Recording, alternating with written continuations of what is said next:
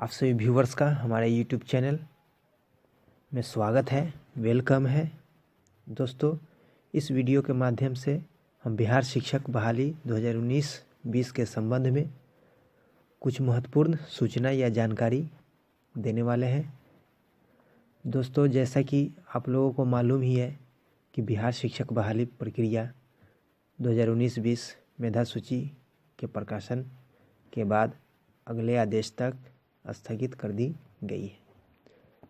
इस बहाली प्रक्रिया को स्थगित करवाने में कहीं न कहीं विभाग की गलती तो है ही, और कुछ गलतियां अभ्यर्थियों की तरफ से भी की गई है। सभी अपना अपना हित लाभ के लिए स्वार्थी बन अलग अलग मांग उठाने लगे।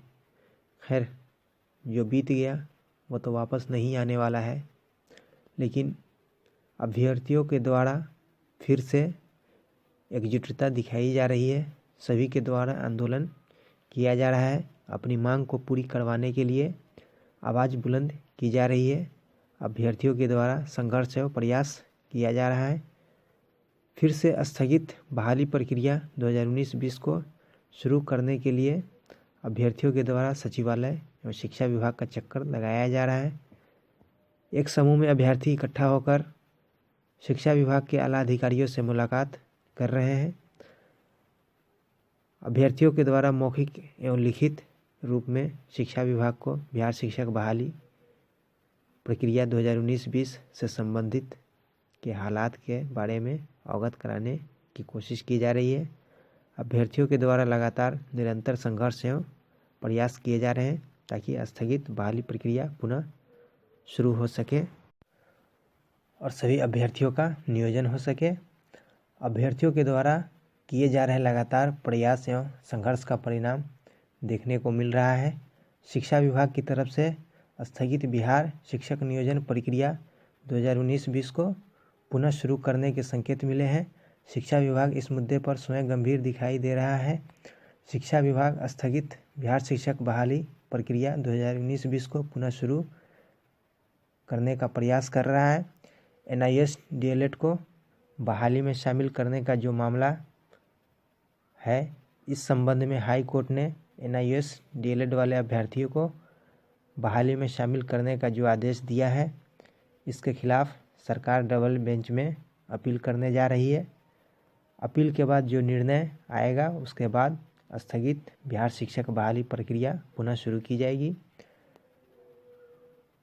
ऐसा संकेत शिक्षा विभाग के आला अधिकारियों और बिहार शिक्षक बहाली के अभ्यर्थियों के बीच बातचीत के बाद मिला है।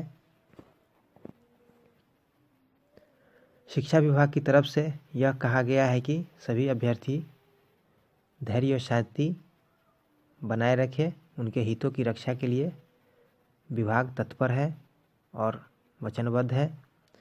जिस प्रकार हाईकोर्ट ने 2019 तक रिक्ति को जोड़कर बहाली प्रक्रिया संपन्न कराने का जो आदेश दिया, उससे शिक्षा विभाग को तगड़ा झटका लगा है। शिक्षा विभाग को रिक्ति बढ़ाकर बहाली करना मजबूरी बन गई है। अब जो भी बहाली होगी 2015 तक रिक्तियों के आधार पर नहीं करके 2019 तक की रिक्तियों के आधार पर होने की संभावना है। अब चुनाव में भी कम समय बचा है, देखना है आगे क्या होता है। शिक्षा विभाग किस तरह का निर्णय लेता है ये तो समय ही बताएगा।